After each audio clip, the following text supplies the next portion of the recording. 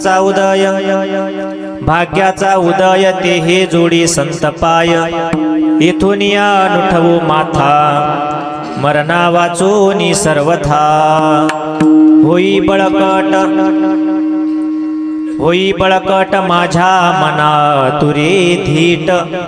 येथून या नुठवू माथा, मरणा वाचूनी सर्वथा। तुका आला लोटांगणी, भक्ती भाग्या झाली धनी। येथून या नुठवू माथा, मरणा वाचूनी सर्वथा। थोडा गेन द्या फक्त। पांडुरंगा करू प्रथम नमन दुसरे चरणा संतांचिया। त्यांच्या कृपादाने कथेचा विस्तारू, बाबाजी सद्गुरु दास तुका। ओम नमो ज्ञानेश्वरा करुणा करा दयाळा। तुमचा अनुग्रह लाधलो, पावन झालो चराचरी। दयांचे किलिया स्मरण, होय सकळ विद्येचे अधिकरण। तेची वंदू श्री चरण श्री गुरूंचे ते। नमस्कारो नियाता, नमो सद्गुरु तुकया ज्ञानदीपा। नमो सद्गुरु सच्चिदानंद रूपा। नमो सद्गुरु भक्त कल्याण मूर्ती। नमो सद्गुरु भास्करा पूर्ण कीर्ती। जया पूजिले आदरे पांडुरंगे। विमानस्थ केले प्रयाण प्रसंगे। तनु मानवी दिव्य रूपीच केली। न त्यागीतिये दिव्य लोकाशी नेली। ज्या ज्या ठिकाणी मन जाय माझे, त्या त्या ठिकाणी निज रूप तुझे मी ठेवितो। मस्तक ज्या ठिकाणी तेथे तुझे। सद्गुरु पाय दोनी। शबरी नाम कुलोत्पन्नम, मारुतिर्नाम यस्य पिता। माता राहिर्नाम यस्य, तन्नमामि किसनगिरिं। प्रवरातटे निवासं, देवगड ग्रामे कर्मभूमिं। किसनगिरी बाबा प्रिय शिष्यं, तन्नमामि भास्करगिरिं। देवराज सेव्यमान पावनांग्रि पंकजं। व्यालयज्ञ सूत्र बिंदु शेखरं कृपाकरं। नारदादि योगी वृंद वंदितं दिगंबरं। काशिकापुरादिनाथ काल भैरवं भजे। अतुलित बलधाम महिमशैलावदेहं। धनुजवन कुशानुं ज्ञानिनाम् अग्रगण्यं। सकल गुण निधानं वानराणामधीशं। रघुपति प्रिय भक्तं वातजातं नमामि। अवतार केला शबरी कुळासी। गेले अवधूत दान। अवतार केला शबरी कुळासी। गेले अवधूत ध्यान। थोडा शाहीपणाचा आवाज बाहेर माझ्या। वा वा वा, नाही वाजवा बसले बसल्या।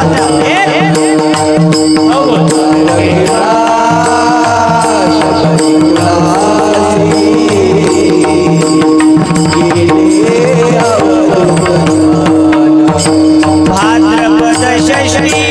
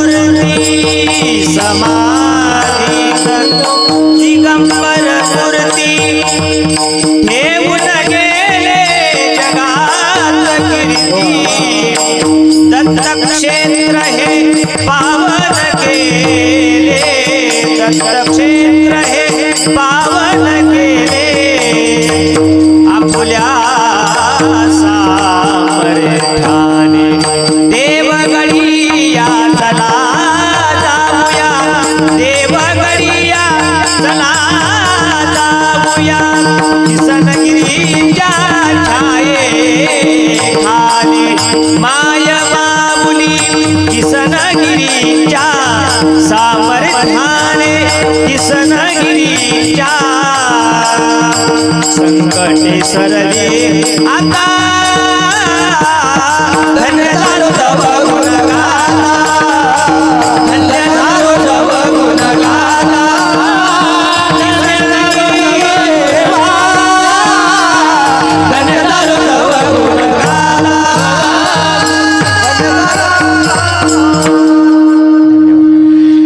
भाग्याचा उदय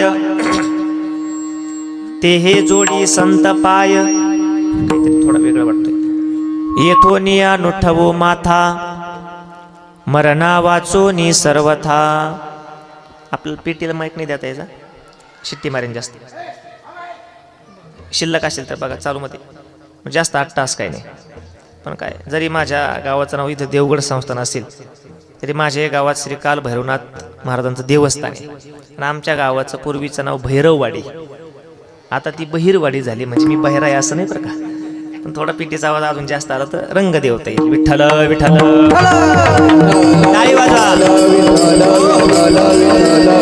सेवेकरता गायलेला अभंग जगद्गुरु श्री तुकाराम महाराजांचा संतपर प्रकरणातील एक विशेष अभंग या ठिकाणी गायलेला आहे, आणि या अभंगातून जगद्गुरु तुकोबराय तुम्हाला मला आपल्या भाग्याची खरी व्याख्या सांगतात।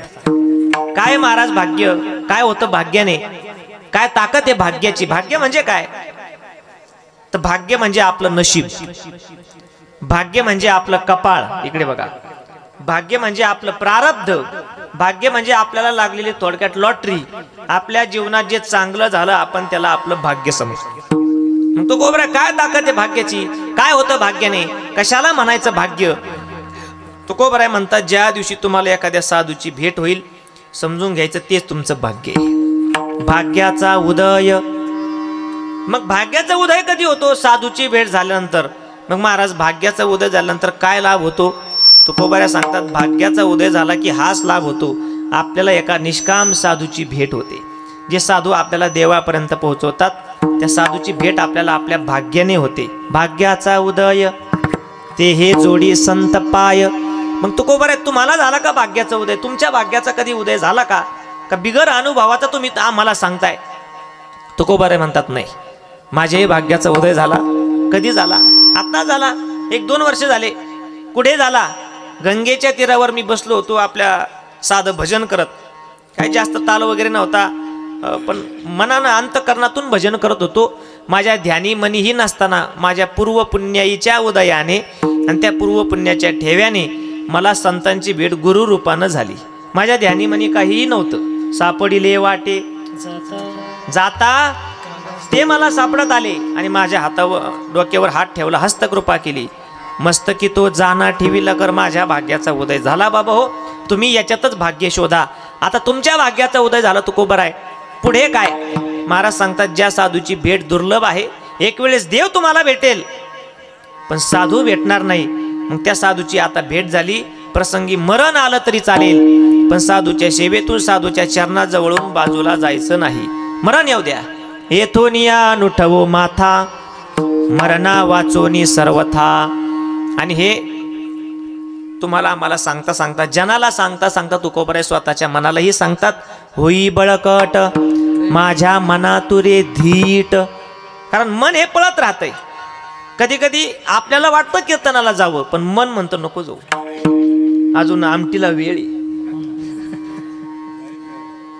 मन म्हणतं 7ला नाही होत, 8ला जातो, 1 तास काय ऐकतो, मग थोडंसं उशिरा जा. आणि म्हणून आपल्या सप्ताहाची शोभा, आपल्या सप्ताहाचा परिपक्व झालेला परमार्थ दिसतोय. थोडासा उशीर झाला तरी आपण कीर्तनाला येतो. नाही 7ला घरचं सगळं आवरून, शेतकरी माणसं आहात, कोणी नोकरदार आहे, प्रत्येक जण जेवढं होईल तेवढं भाग्य आपल्या पदरात पाडून घेण्याचं त्या ठिकाणी योग पाहतोय. नाही 6:15ला जाणं झालं तर 7:30ला तरी चाल झाल्यानंतर मयूर महाराजांची, आमच्या देवदास महाराजांची चाल झाली, नंतर तरी 1-1.5 तास कीर्तन ऐकायला भेटेल म्हणून भाग्य शोधण्याकरता माणसं या ठिकाणी येत राहतात. 7:30 होऊ द्या, 7:45 होऊ द्या तरी लोक येतात, 8 झाले तरी लोक येतात, 8:30 हो द्या, लोक म्हणतात नाही कीर्तन हाती लागलं म्हणून काय झालं, शेवटची भैरवी तरी ऐकायला भेटेल आणि प्रसादही भेटेल. आणि म्हणून आपलं भाग्य आपण इथं शोधण्याकरता येतोय. तुकोबरे म्हणतात, मनालाही सांगतात तू त्या ठिकाणी जाऊन बस, बाकी काही करू नको. पण बोलता बोलता साधूची स्तुती करता करता तुकोबारायांना अचानक वाणी बंद पडली, वाणीला लॉक पडला, संतांविषयी बोलताच येईना. आणि कितीक बोलणार आहे आपण संतांविषयी, देवतेविषयी. आपल्या या वाणीनं आपण देवाचं वर्णन करू शकत नाही. समुद्राचं पाणी आपल्याला दिलं म्हणजे आपण सगळं पिऊ शकत नाही. ओंजळवर घ्यायचं आणि सूर्याला अर्घ्य व्हायचं. मग तुकोबारे म्हणतात आता काही नाही, आता फक्त साधूच्या चरणाजवळ पडून राहायचंय. तुका आला लोटांगणी, भक्ती भाग्या झाली धनी, येथोनी अनुठवो माथा, मरणा वाचोनी सर्वथा. तेवढे गाडीची लाईट बंद करायला सांगा. नाही म्हणजे त्यांना काही त्रास किंवा गाडी मागं पुढे घेत असेल तर ठीक आहे. विठ्ठल विठ्ठल किंवा चालू राहिले असतील. कुंडली कबरदार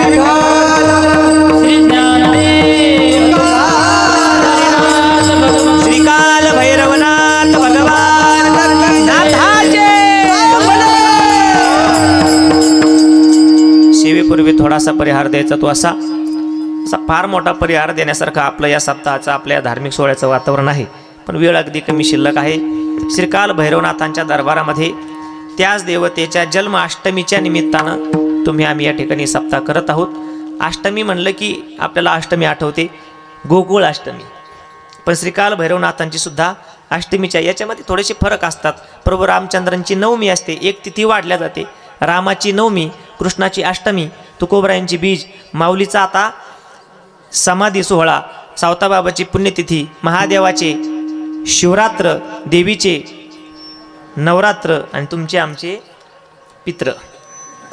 ह्याच्या पलीकडे आपलं काही नाही. आपण देव नाही ना, आपण तसे देवच आहोत, पण आपल्याला कळत नाही की आपण देव आहे. देवाची बरे, देवाची बरे. पण भैरवनाथांच्या अष्टमीच्या जन्माष्टमीच्या निमित्तानं आपण या ठिकाणी सर्वजण जमलेलो आहोत. कीर्तन सेवेकरता उपस्थित प्रभुप्रिय सज्जन, माता भगिनी, गुणजन, गायक, वादक, टाळकरी, माळकरी, गावकरी सर्वजण या ठिकाणी जी सेवा करणारे पात्र या ठिकाणी बसलेले आहेत.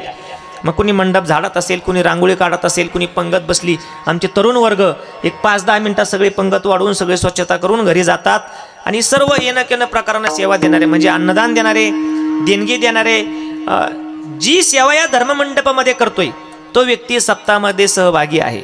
इथली चप्पल जरी बाहेर काढून ठेवली, मंडपात चप्पल आहे आणि कुणाची तरी पडली, धर्ममंडप आहे, त्यापेक्षा थोडंसं उचलून बाजूला ठेवू तरी त्याला एका पंक्तीचं पुण्य त्याच्या पदरात पडते. कारण हा धर्ममंडप आहे. ज्ञानोबा तुकोबरांच्या आशीर्वादानंच चालतोय. आणि म्हणून या ठिकाणी सेवा करणारी सर्व मंडळी या ठिकाणी उपस्थित आहेत, ज्यांच्यामुळे या कीर्तन देवतेला रंगदेवता असते. कीर्तनाला असणारे सुंदर गायनाचार्य, वादन, मृदंगाचार्य, आमच्या आळंदीची गुरुबंधू मंडळी, त्यामध्ये ज्यांच्याकडे आम्ही शिकलो, आदरणीय संगीत विशारद, संगीत अलंकार, गायन सम्राट आदिनाथ गुरुजी सटले, म्हणजे आळंदीमध्ये गरिबापासून श्रीमंतापर्यंत सगळ्यांना शिकवण्याचं काम जे करतात. श्रीमंताने फी द्यावी, देता आली तर द्यावी, पण ज्यांना देता येत नाही त्यांची फी सुद्धा आमचे गुरुजी घेत नाही. अशा गुरुजींकडे शिकलेले आमचे गुरुबंधू देवदास महाराज या ठिकाणी उपस्थित आहेत. त्यांना मी धन्यवाद देतो. मयुरासारखाच आवाज असणारे आमचे मयूर महाराज, दिसायलाही मयुरासारखेचे, गोड आवाज, अगदी कोमल आवाज, त्यांनाही मी धन्यवाद देतो. सर्व संस्थेतील विद्यार्थी मंडळी महाराज, त्यांनाही धन्यवाद.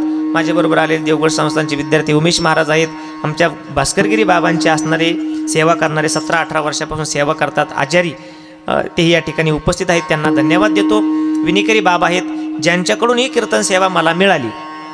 सप्ताह कमिटीच्या वतीने आणि ट्रस्टच्या वतीने माझा तुमच्याबरोबर जो संपर्क झाला, ज्यांच्यामुळे झाला, आपल्याच गावातील असणारे आणि देवगडचे भक्त, श्री क्षेत्र देवगड संस्थान हे प्रवरीच्या काठावर आहे. आपण त्याविषयी नंतर बोलणार आहोत. पण एवढ्या दूर कसा कॉन्टॅक्ट झाला? आता मोबाईलमुळे होतोच, परंतु ज्यांच्यामुळे या ठिकाणी कॉन्टॅक्ट झाला असणारे अमोल भाऊ शेळके, त्यांनी मला फोन केला. देवगडचे भक्त आहेत, किसनगिरी बाबांचे भक्त आहेत, आणि म्हणून तुम्हा सर्व ट्रस्टींचं असणार हे महान कार्य, विश्वस्तांचं कार्य सप्ताहाच्या माध्यमातून आणि देवस्थानच्या स्वच्छतेच्या, पावित्र्यतेच्या, देवस्थानचं जे कामकाज झालंय या माध्यमातून मला बघण्याचा योग आला. म्हणून मी तुमचा सर्वांचा ऋणी आहे. धन्यवाद देतो. पेटी वाजवण्याकरता बाबा या ठिकाणी उपस्थित आहेत, त्यांनाही धन्यवाद देतो. मृदंगाची सेवा देण्याकरता आदरणीय आमचे स्वामींचे शिष्य पांडुबा ते या ठिकाणी उपस्थित आहेत. अगदी आळंदीत फक्त आमचा जे हरी असायचा, पण आज समक्ष भेटले. गोड व्यक्तिमत्व आहे, वादनही गोड आहे, कमी बोलणं पण वादन जास्त, आणि वादनाचं कामच हे असतं. मृदंगाने बोललं पाहिजे. एक अभंग आहे बघा, टाळ बोले चिपळीला नाच माझ्या संग. जसा टाळ बोलतो तसं ताल देवोनी हा नाच तो मृदंग,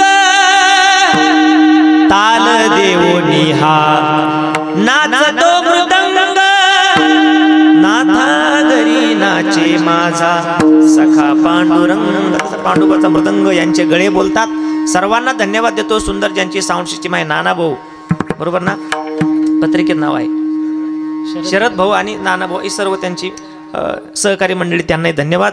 या सर्व कार्यक्रमाचं चित्रीकरण महाराष्ट्रभर पाठवण्याचं काम ज्यांचं आहे, आमचे असणारे नावकरी लखन पाटील. एकदा त्यांच्या नावाने टाळी वाजवा. टाळी का वाजवायची? शूटिंग करतात म्हणून नाही, बाप माणूशी बापाच्या पायात पडावं लागतं. म्हणजे त्यांच्या चॅनलचं नाव बाप माणूस आहे.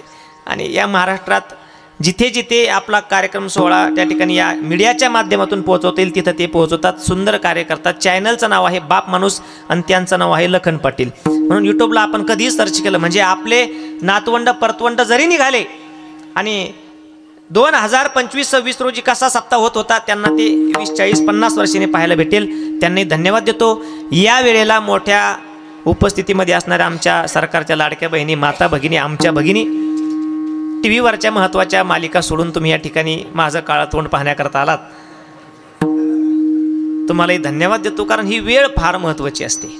एकतर स्वयंपाक करण्याची असते किंवा टी व्ही पाहण्याची किंवा व्हॉट्सअप, टेलिग्राम, इंस्टाग्राम चपाती करता करता आलेले मेसेज पाहावं लागतात. पण आमची शेतकरी मंडळी घरचं काम सगळं उरकून, तरुण मंडळी, वडीलधारी मंडळी, मध्यमवर्गीय जो तो या ठिकाणी सेवा करतोय, सर्वजण या ठिकाणी उपस्थित आहेत. गोड श्रीकाल भैरवनाथांच्या दरबारात ही सेवा आहे. आमच्याही गावात श्रीकाल भैरवनाथ जन्माष्टमीच्या निमित्तानंच कीर्तन सेवा चालू आहे. तसं 8 दिवस आम्ही कुठं बाहेर कीर्तनाला जात नाही, कारण गावातला सप्ताह आहे, पवित्र देवस्थान आहे. परंतु अमोल भाऊने सांगितलं आमच्याही गावात नाथांचाच दरबार आहे आणि नाथांच्या जन्माष्टमीच्या निमित्तानं सेवा चालू, म्हणून तिथं माफी मागून, नाथाची माफी मागून तुमच्या नाथांचा आशीर्वाद घेण्याकरता मी या ठिकाणी आलो. जसं हे देवस्थान पवित्र आहे, जागृत आहे, तसं तिथे सुद्धा एक प्रवरा नावाची नदी आहे आणि पलीकडून गंगा नदी, गोदावरी, म्हणजे नेवाशा तालुक्याचं शेवटचं काठ, प्रवरा संगम ज्याला आपण म्हणतो, संभाजीनगर जिल्ह्याची सुरुवात. त्या प्रवरेची ख्याती अशी आहे, त्या प्रवऱ्याच्या काठावरच ते देवस्थान आहे. ज्या वेळेस समुद्रातून 14 रत्न बाहेर निघाले आणि त्यामध्ये अमृत सुद्धा निघालं, ते अमृत वाटप करण्याकरता देव आणि दानवामध्ये भांडणं लागली. म्हणून यांचे वाद मिटवण्याकरता देवानं एक सुंदर स्त्रीचं रूप घेतलं. त्या स्त्रीचं नाव मोहिनी, विश्वमोहिनी, मोहिनी अवतार घेतला. तो त्या नेवासा क्षेत्रामध्ये झाला. तिथं ज्ञानोबरायांनी नंतर ज्ञानेश्वरी पैस खांबाला टेकून लिहिली, तो नेवासा. आणि मग अमृत वाटप करत असताना झालं काय, एका राक्षसाला कळालं की आपल्याला जे वाटत आहे ती दारू आहे, मदिरा आहे, आणि देवतेला वाटल्या जातं ते अमृत आहे. म्हणून तो देवाचं रूप घेऊन देवाच्या लाईनीला जाऊन बसला. भगवान विष्णूंना त्याने घशात अमृत घातलं. इथपर्यंत लगेच कळालं की हा देव नाही, हा दानव आहे, आणि हा जर अमर झाला तर हा सृष्टीचा नाश करेल, कारण तो मरणारच नाही. अमृताचा गुण आहे, तो पेला की पुढचा जीव कोणताही असू द्या, अगदी गवत असू द्या, दगड असू द्या, तरी तो अमर होतो.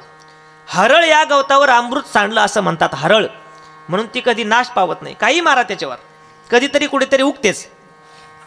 आणि मग देवाला वाटलं याचा नाश करावा लागेल, म्हणून विश्वमोहिनीचं जे रूप घेतलं होतं भगवंतानं ते बाजूला केलं आणि भगवान विष्णूंच्या अवतारात आले. सुदर्शन चक्राने त्या राहूचा घसा कापला, घशापर्यंत अमृत गेलं, म्हणून त्याचं शिर अमर राहिलं आणि ते आकाश मार्गाने पळायला लागलं.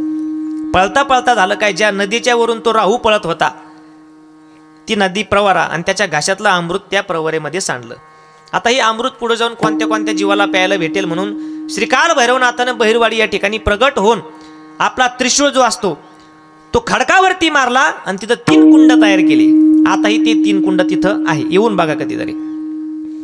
आणि त्या ठिकाणी अमृत अडवलं. नंतर कालांतरानं हळूहळू सगळा काळ जात गेला. आताही तिथे कुणाला सर्पदंश झाला तिथे म्हणण्यापेक्षा महाराष्ट्रात, आणि जेवढी देवस्थानं पारनेरमध्ये श्रीकाल भैरवनाथांची आहे तेवढी महाराष्ट्रात कुठं नाही. मग जिथं जिथं नाथांचे दरबार आहेत, देवस्थान आहेत, ते जागृतच आहेत. सर्पदंश झाला की फक्त आणून टाकायचं, त्याला पाण लागणं म्हणतात.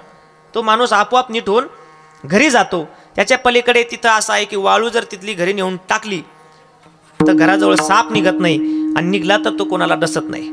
तिथे ती 3 कुंड जी आहे जिथं अमृत साठलं गेलं, त्या 3 कुंडामध्ये कुठल्याही रविवारी स्नान करायचं.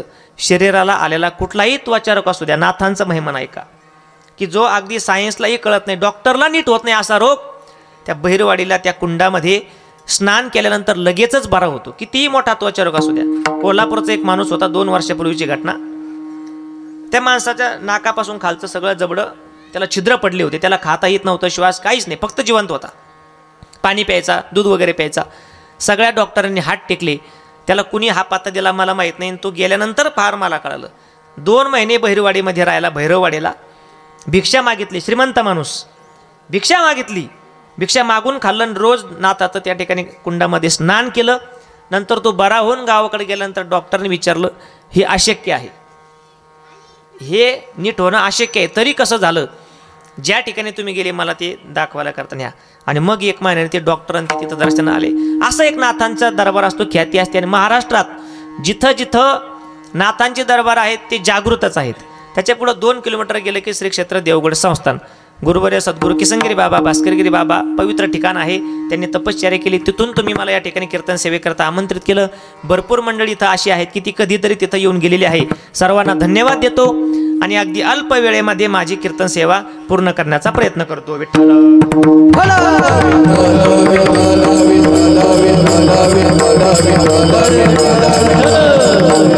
कुंडली कवर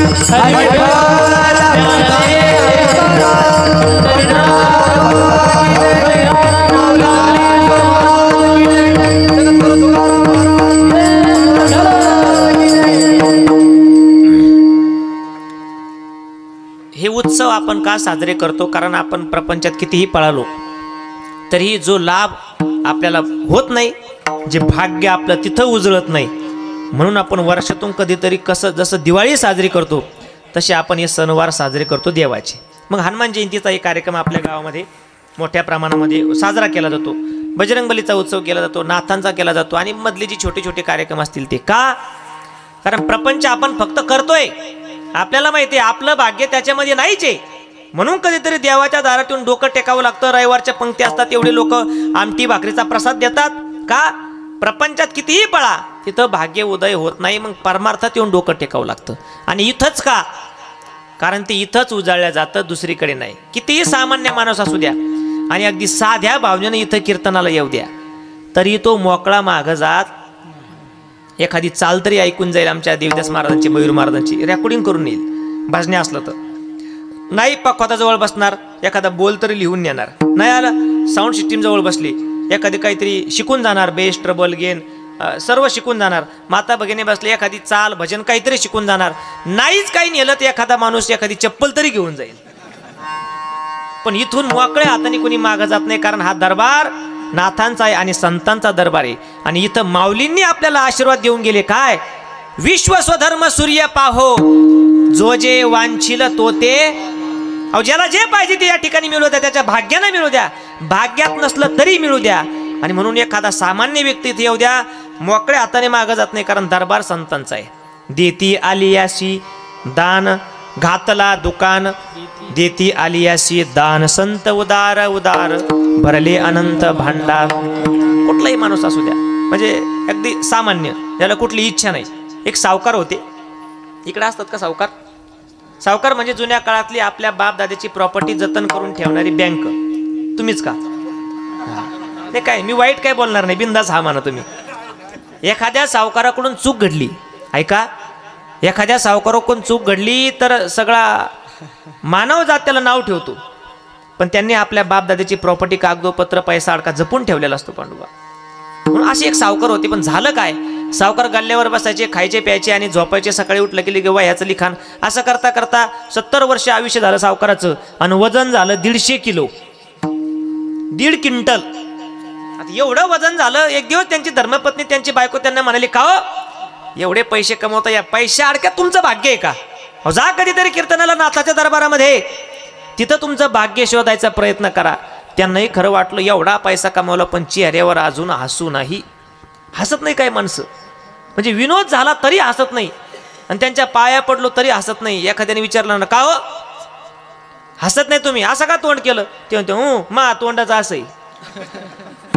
मिया रोते की हो, बोले मेरी सूरत ही ऐसी. पण सावकाराला विचारलं, सावकाराला वाटलं कधी आपल्या चेहऱ्यावर समाधान नाही, चला आजच्या दिवस कीर्तनाला जाऊन बसू. कीर्तनाचा गंध नाही, कपाळाला गंध नाही, कधी इथं आलेले नाही. असाच एक सावकार कीर्तनात आला, बायकोने सांगितलं म्हणून. भाग्य शोधाला इथं आले. थोडा पिटीचा आवाज द्या. आणि मग नवीन माणूस कीर्तनात आला, पैशावाला माणूस आला म्हणून थोडं टाळकरी भजनी मंडळींनी मान दिला. अचानक एखादा माणूस आला की कुठं बसावं कळत नाही, इकडे तिकडे बघायला लागले. या या या म्हणले, या. आणि समोर आले, कुठं बसावं कळेना. बसा म्हणले, इथंच बसा, बसा खाली. बसले सावकार. कीर्तनकाराचं रामकृष्ण हरी सुरू झालं आणि सावकाराला लगेच झोप लागली. त्यांचंही घोरणं चालू झालं. झोपले ते. अहो, ज्यांना घरी सुई पडली तर जाग येते, पण कीर्तनात मृदंग वाजू द्या तरी लगेच झोप लागते. आणि मृदंग बंद झाला का ते म्हणतात, काय झालं, जाग येते लगेच. सावकार झोपले. 2 तास कीर्तन झालं आणि कीर्तन झाल्यानंतर चोपदारांनी सावकाराला उठवलं. सावकार उठा, भाग्य शोधायला आले. खुशाल झोपले.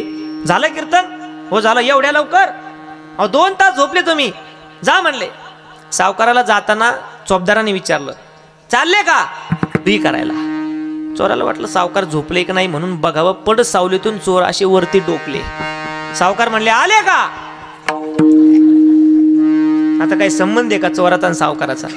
यांचा जप चालू. सावकार, चोर म्हणले, बसा खाली, पाहिलेलं दिसतंय आपल्याला. खाली बसले. सावकार म्हणले, बसले का? बसा बसा. आले का? या. बसले का? बसा. चोर म्हणले, ओळखलेलं दिसतंय, पळून जाण्याशिवाय गत्यंतर नाही. चोर पळायला लागले. सावकार म्हणले, चालले का? अरे बाप रे म्हणले. आणि पुढं, उद्या येणार आहे का? ते म्हणले, आता सावकार मॅनेज केल्याशिवाय पर्याय नाही. माफी मागू. मोठ्या माणसाचे पाय धरले की तो आपोआपच माफ करतोय. सावकारकडे गेले. सावकार, माफ करावं, तुमच्या घरी चोरी करण्याचं धाडस केलं, 1000 वेळा सांगितलं तुम्ही, पण मुलाबाळा करता करावं लागतं, माफ करा. सावकार त्यांना विचारणार, अरे कोण तुम्ही, कुठले तुम्ही? एवढ्यात मागच्या एका चोरानं गठोडं घेतलं आणि सावकाराच्या हातात दिलं. एवढं गठोडं तुमच्याकडे राहू द्या, पण आमचं नाव काय उद्या गावात घेऊ नका, आम्ही चोर आहे. सावकार म्हणले, गठोड्यात काय? म्हणले, आपल्या गावाचं नाव काय? पळवे. पळवे खुर्दचे कालच्या चोरीचं गठोडे. म्हणले, काय याच्यात? 200 तोळे सोनं. काय तुमचं नाव येणार नाही, जा तुम्ही. आणि सावकारानं सगळं सोनं पाहिलं. सावकाराला धक्का बसायला लागला, पण आनंद झाला. सगळं गठोडं बांधलं आणि बायकोला 1:30 वाजता सावकारानं उठवलं. अगं उठ, हा नरदे हे काय झोपायला मिळाला का? एकाच कीर्तनात बदल झाला. अहो तुमची झोप झाली, झोपू द्या मला, बाहेर येईन. एवढं गठोडं कपातामध्ये ठेव. हे गठोडं कशात आहे? ज्यावेळेस विचारलं त्यावेळेस सांगितलं. म्हणले, आजच्या कीर्तनाचं पाकिट आहे म्हणले. आणि 200 तोळे म्हणल्यावर तर नगर पुणे अख्खे प्लॉट विक्री घेतली असते आम्ही. पण मग त्या सावकारानं सगळा झालेला प्रकार समजून सांगितला. आणि एका सामान्य कुटुंबात एक सामान्य स्त्री पतीला काय म्हणते बघा. साध्या भावनाने गेले, 3 शब्द घेऊन आले ज्याला काहीच अर्थ नाही. भाग्य शोधायला गेलेला माणूस साध्या भावनेने गेले तरी हा धनलाभ झाला. खरंच जर उद्धाराची आशा ठेवून नाथाच्या दरबारात गेले तर उद्धार तुमच्या पदरात का पडणार नाही, ही भूमिका एका सामान्य स्त्रीची असते.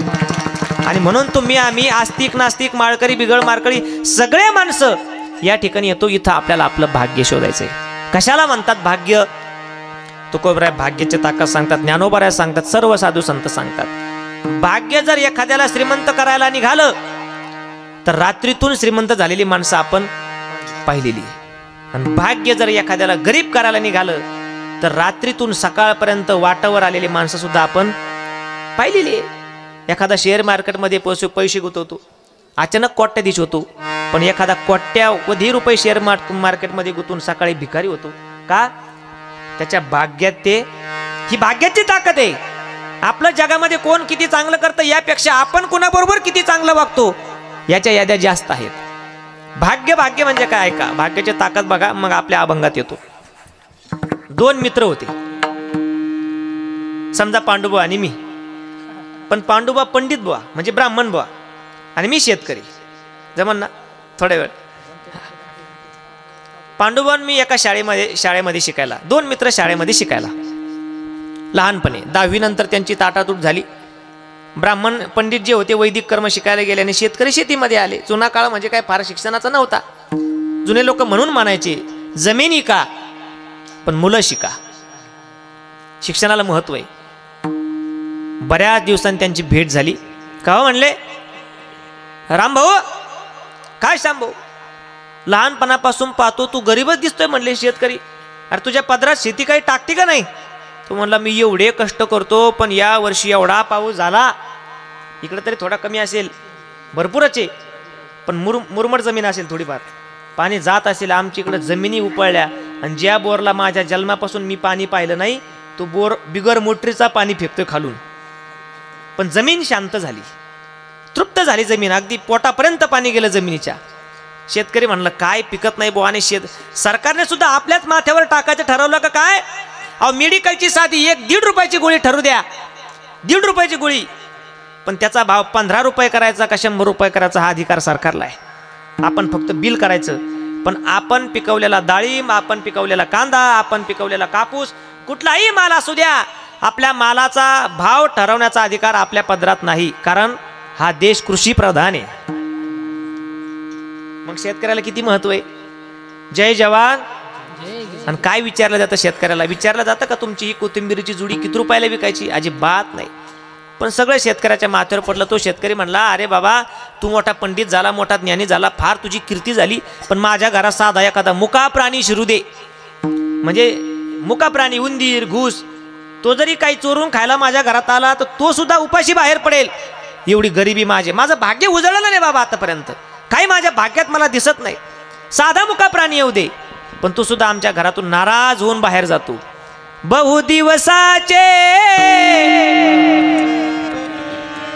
जीर्ण मोडके घर, करकरा वाजते फार. बहु दिवसाच्या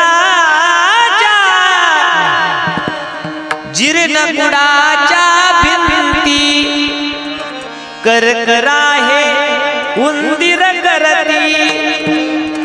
ते कन शोधाया फिरती, मग अंती निराश होती. मग सोडून ते जाती सदनाला, प्रभू घात कसा झाला. ही अवस्था या शेतकऱ्याची तुमची आमची. शेतकरी म्हणजे कोण? तुम्ही आम्हीच, जो जगाचं पोट भरू शकतो पण स्वतःच्या मुलाबाळाची शिक्षण शाळा सुद्धा नीट करू शकत नाही. ही शेतकऱ्याची आजची अवस्था आहे. एकाच्या महालात फुलताती बागा, स्वप्नात तो राजा होण्याची वाट पाहतो, पण शेतकरी स्वप्नात सुद्धा राजा होत नाही, एवढी गरिबी. मग त्या दुसऱ्या पंडित मित्राला तो शेतकरी म्हणाला अरे मी गरीब आहे, पण तुझं काय चाललं मला सांग. ते म्हणलं दैवयोगानं माझ्याकडे अशी विद्या आली की मी दुसऱ्याचा हात पाहिलं की त्याचं नशीब, कपाळ, भाग्य सगळं एका मिनिटात सांगू शकतो. अशी माझ्याकडे विद्या आहे. भारतामध्ये नशीब पाहण्याच्या वेगवेगळ्या पद्धती असतात. अहो दारात एखादा भाग्यवाक आपल्याला माणूस आला तर तो सुद्धा आपल्या माता माऊलींना भाग्य दाखवण्याची ताकद ठेवतो. म्हणतो माऊले एक पाहिल्या गहू दे, तुझं भाग्य फार मोठं होणार आहे, नशीब चांगलं आहे तुझं. आमच्या माता माऊली म्हणतात भाऊ तुला आमचंच घर दिसलं का?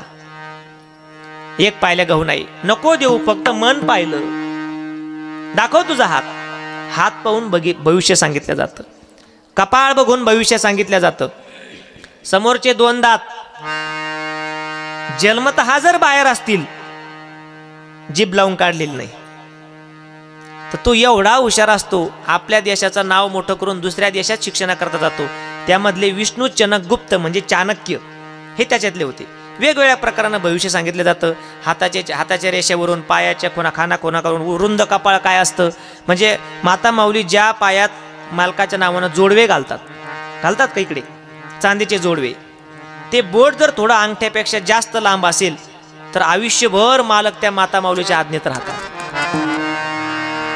इथं नाही, घरी पाहिजे. घरी तू कुठं बोट पाहत लगेच चाप होऊन पोरेल. पप्प्याचा बाप मित्र म्हणलं बाया,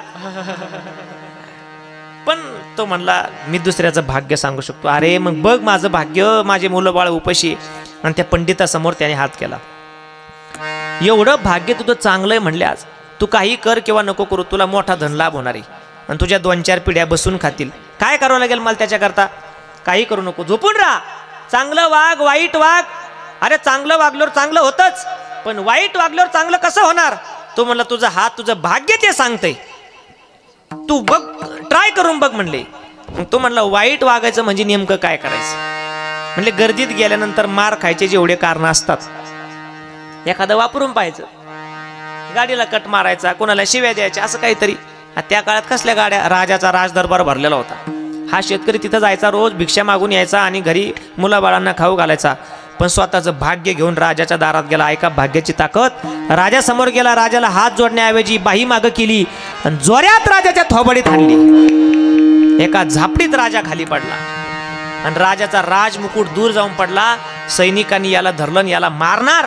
तर एक सैनिक म्हणाला थांबा, याला मारू नका. का? याने आपल्या राजाचा जीव वाचवलाय. थोबडीत हाणून जीव वाचवणारा पहिलाच पाहिला. अहो राजा जाऊ द्या, तो राजाचा मुकुट पहा आणि राजाच्या मुकुटातून बाहेर आलेला काळा जरीत नाग पहा. हा नाग नसून आपला राजा मरणार होता, पण याला दिसला म्हणून याने जीव वाचवला. आता तसं याच्या मनात त्यानी मनी काही नव्हतं, पण भाग्यमध्ये आलं. भाग्य तसं वागायला लावतं आपल्याला. आणि मग राजा म्हणला याने माझा जीव वाचवला. 1,00,000 सोन्याच्या मोहरा त्याने बक्षीस दिल्या त्या शेतकऱ्याला. आणि तो शेतकरी नाचत नाचतच पंडित मित्राकडे, ब्राह्मणाकडे गेला. म्हणला तू खरं बोलला होता, काय तुझं भाग्य उदयाला येणार. म्हणले एक काम कर, 9 पर्यंत थांबू नको. 9 पर्यंत तुझं भाग्य चांगलं आहे. त्याच्या पुढं जागेवर पंक्ती धरल्या जातात, इथंच का बाहेर असतात. 9च्या पुढं तुझं भाग्य चांगलं नाही बाबा, अजून वाईट वागून घे, तुला धनलाभ होईल. तो म्हणला एवढं मोठं बक्षीस कोण देणार? आणि म्हणून लखन पाटील तो परत त्याच दरबारात गेला. तो म्हणला राजाच्या नादी लागलो तर 1,00,000 मिळाले, थोडं राणीच्या नादी लागून पो. कुठं आहे राणी? सेविका म्हणल्या त्या आंघोळ करत आहे. बोलवा म्हणले बाहेर. अहो त्यांना वस्त्र तर घालू द्या. व्हा बाजूला. किती मूर्खपणा. आणि जिथं राणी आंघोळ करते तिथं गेला आणि राणीला हाताला धरलं आणि बाहेर ओढलं. पण ज्या खोलीतून राणीला बाहेर ओढलं त्या खोलीचं छत असं बत्कन खाली पडलं आणि राणी मारता मारता वाचली. ही बातमी राजाच्या कानावर गेली आणि राजा म्हणला त्याला दरबारात सन्मानात उभा करा. कशाला? बक्षीस द्यायला. थोडा गुळ द्या ना. तो माझ्याकडे पाहतोय, मी त्याच्याकडे पाहतोय. माझा कसा कोरडा पडला. थोडा द्या, जास्त नका. द्या वाटून सगळ्याला, काय नाही, ठोकायला ठोका. आणि मग तो राजाच्या दरबारात उभा राहिला आणि राजाने पहिल्या 1,00,000 मोहरा दिल्या होत्या. परत 50,000 सोन्याच्या मोहरा. म्हणजे सोपं आहे का?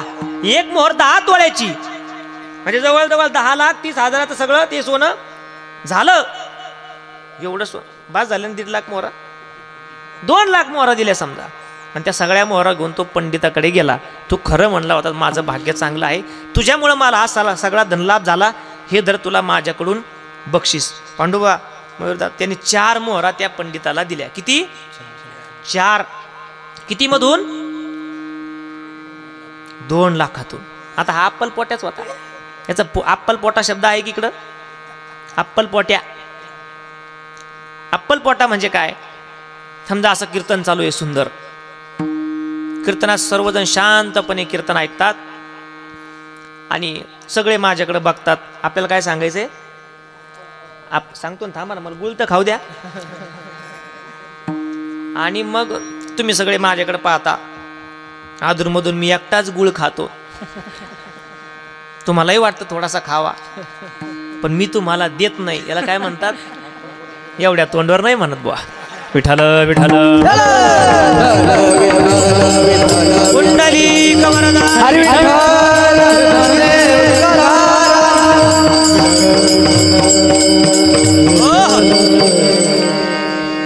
भाग्याची ताकद आहे. त्यावेळेस त्या पंडिताला 4 मोहरा दिल्या आणि त्या शेतकऱ्याने 2 प्रश्न विचारले. हे बघ, तुझ्यामुळं मला धनलाभ झाला, मी तुला एवढं दिलं, तुला वाईट वाटलं का, आणि हे तुला का मिळालं नाही? त्यावेळेस त्या पंडिताने त्याला उत्तर दिलं, भाग्याची ताकद सांगितली. हे बघ रामभाऊ, तुझ्या भाग्यात होतं म्हणून तुला ते मिळालं. ज्यावेळेस माझ्या भाग्यात असेल तर रात्रीतून तुझ्याकडचं हे सारं धन माझ्याकडे यायला एक क्षण लागणार नाही. ही खरी भाग्याची ताकद आहे. आणि ते भाग्य तुम्हाला आम्हाला शोधायचंय. भाग्य काय करतं? भाग्य फक्त एखाद्याला उद्योग टाकण्याचं निमित्त करतं. जा सुप्यामध्ये खारीचं दुकान टाक. आधी भरपूर असतात, पण याचं असं टाकलं, एवढं दुकान असतं छोटं, पण एवढं चालतं. लोक म्हणतात काय चालतं दुकान? त्याच्या भाग्यात आहे. भाग्य फक्त त्याला निमित्त करतं एखादा उद्योग करण्याचं. ज्ञानोबा सांगतात, भाग्याचे नि भडसे, उद्यमाचे नि मिसे, संपत्ती पैसे घर किती आपोआपच घरात येते. 1 नंबर 2 नंबर काही नसतं. लोक म्हणतात त्यांनी 2 नंबरने कमवले, 50 नंबरने कमवू द्या, पण त्याच्या भाग्यात होतं. मग महाराज भाग्याची ताकद कळाली, पण भाग्य कशाला म्हणायचं? आपल्या दृष्टीनं भाग्य वेगळं आणि संतांच्या दृष्टीनं भाग्य वेगळं. आपण भाग्य कशाला म्हणतो? मुलं बाळ पैसा अडका जमीन जुमला, पण महाराज म्हणतात भाग्य तरी नो हे धन पुत्र दारा, भाग्य तरी नो हे भाग्य तरी नो हे धन पुत्र दारा, भाग्य तरी नो हे धन पुत्र दारा. येऊ द्या येऊ द्या. भाग्य तरी नो हे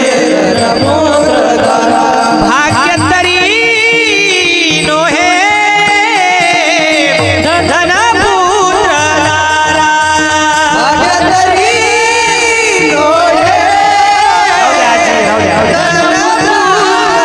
भाग्य तरी नो हे धन पुत्र दारा, भाग्य तरी नो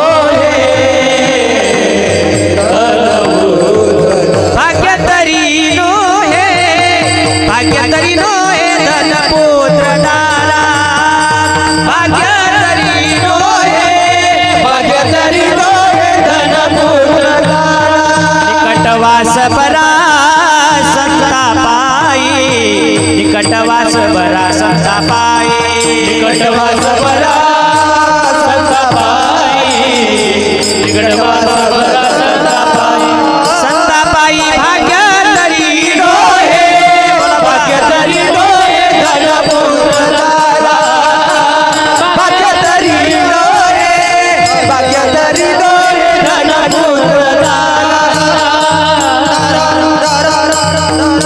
थांबा मला वाटतं तुम्ही पळून जाता का काय? ना जागेवर नाचायचं मस्त. ते पुढे आले मला वाटतं चालले का काय? तुम्ही गेल्यावर मला कोण धरीन? भाग्य तरी नो हे धन पुत्र दारा, निकटवास बरा संतापाई. ज्याला आज आपण भाग्य समजतो, तुकाराम महाराज सांगतात ते तुमचं भाग्य नाही. कशाला भाग्य समजतो? तुम्ही आणि मी. पैसा मिळण्याला आपण भाग्य समजतो. पैसा मिळणं भाग्य नाही. भाग्यात असेल तर पैसा मिळू शकतो. एखाद्या नवीन गाडी घेतली, समजा मी गाडी घेतली, समजा म्हणजे घेतलीच, आणि मी गाडीतून बसून येत असताना पैशाने गाडी घेतली ना, म्हणजे धन. गाडीत बसत असताना एखादा म्हणजे महाराज लोक भाग्यवान असतात बुवा. पण तीच गाडी हायवेवर येऊन जर ॲक्सिडेंट झाला आणि मी त्या ठिकाणी चेंदरून मेलो, मरणार नाही 5-25 वर्ष मी, पण मेलो, तर मला 1 मिनिटापूर्वी भाग्यवान म्हणणारा आता मला काय म्हणणार? भाग्यहीन म्हणणार आहे, कारण त्या कपाळाचा म्हणणार आहे. म्हणजे पैशानं विकत घेतलेलं भाग्य हे नेहमीचं भाग्य नाही. सोनं घेतलं, भाग्यवान आहे बाई ती माता माऊली, त्याच्या नवऱ्याने एवढं सोनं केलं, पण चोरानं कान तोडून नेला, मग म्हणा तुम्ही भाग्य? अजिबात नाही. चौबदार तेवढं कुत्र उचला आणि गाडीत ठेवा, आमच्या थोडं बाहेर घ्या, ते काही त्रास देणार नाही. पण लोक विक्षेप करतात, त्याच्याकडे पाहतात. रोज येतं का? पण हाणू नका, कारण भैरवनाथांचं आवडतं शिवान येते. हाणू नका. जाय म्हणजे ते त्याला भाषा कळती होती, ते म्हणते जाय बाहेर. या इथे या. विठाल विठाल.